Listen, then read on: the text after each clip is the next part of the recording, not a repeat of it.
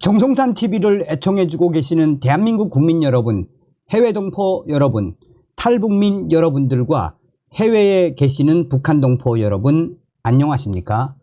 이번 시간에는 지금 러시아 난리가 났으며 우크라 무장단체 북한 탄약 수송열차 폭파, 북한군 1만 5천 명 파병.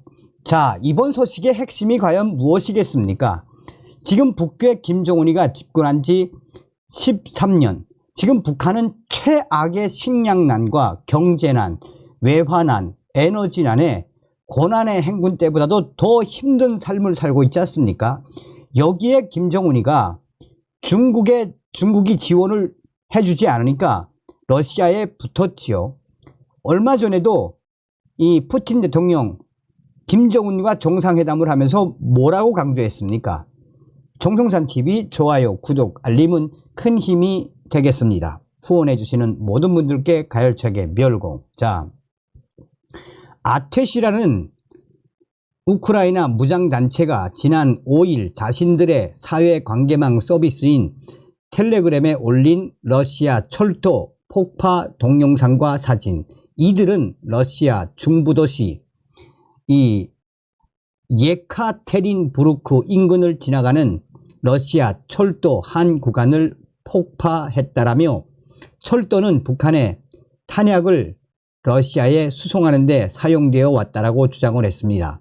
현재 이 소식을 외신들이 신속하게 타전하고 있습니다. 우크라이나 무장단체가 북한 탄약의 러시아 수송에 사용된 러시아 철도를 폭파했다고 밝혔습니다. 아테시라는 우크라이나 무장단체가 5일 자신들의 사회관계망 서비스인 텔레그램에 올린 동영상과 사진들, 러시아 중부도시 예카테린부르크 인근을 지나가는 러시아 철도 한 구간을 폭파했다라고 밝혔습니다. 이 단체는 이 철도가 북한의 탄약을 러시아에 수송하는 데 사용되어 왔다라며, 이번 폭파로 북한 탄약의 러시아 수송을 중단시켰다고 주장을 했습니다. 이 단체는 텔레그램에 이 내용과 함께 이들이 촬영한 것으로 보이는 열차 폭파 동영상을 함께 올렸는데, 폭파음과 함께 수송열차가 폭파되는 또 연기가 올라오는 장면들이 나왔습니다. 이 단체는 북한 탄약이 계속 이 철도를 따라 러시아에 수송된다면 계속해서 철도와 열차들을 폭파할 것이라고 경고했습니다. 단체 대변인은 5일 우크라이나 언론인 키이우 포스트에 이번 폭파는 자신들과 협력하는 러시아인 요원들에 의해 이루어졌다라고 밝혔습니다.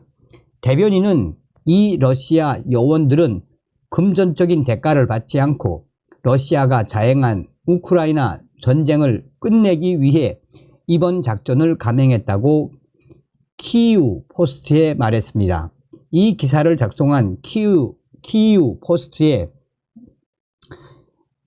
자하르첸코 기자는 아테시 대변인이 이날 북한 무기와 포탄을 싣고 가는 열차를 폭파했다라며, 자신들이 이 보도를 했음에도 불구하고 지금 러시아 아무런 반응이 없다라고 밝혔습니다. 그러나 실제로 이 러시아의 곳곳에서는 이번 폭파 사건으로 푸틴의 러시아 정부가 굉장히 심기가 불편해하는 것은 분명하다라고 유럽의 또 다른 소식통은 강조했습니다. 아테시는 2022년 러시아가 우크라이나를 침공한 이후 우크라이나 사람들과 또 크림 타타르인으로 조직된 무장단체로 러시아 및 러시아에 점령된 우크라이나 지역에서 활동 중인 것으로 알려졌습니다. 이 단체는 앞으로도 계속해서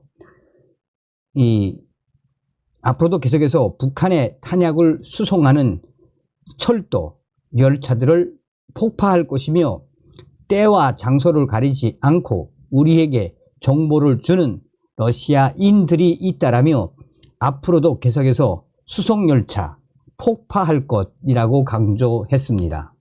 자, 이 단체가 처음이 아니지요. 최근 북한 병력의 우크라이나 전쟁 파견설이 꾸준히 제기되고 있는 가운데 북한 군인들이 우크라이나 공격을 위한 러시아의 땅굴 건설에 동원되었다, 또 동원된다라는 주장들이 계속해서 제기되고 있습니다. 최근 북러 회담을 계기로 양국 간 군사적 협력이 더욱 심화될 것으로 예상되는 가운데 북한이 우크라이나 국경 지역에 새로운 지하 전선을 개설하기 위한 수천 명의 병력을 러시아에 파병할 수 있다는 가능성이 제기되고 있으며 일각에서는 15,000명에서 많게는 20,000명 이상이 될 것이다 라고 관측하고 있습니다.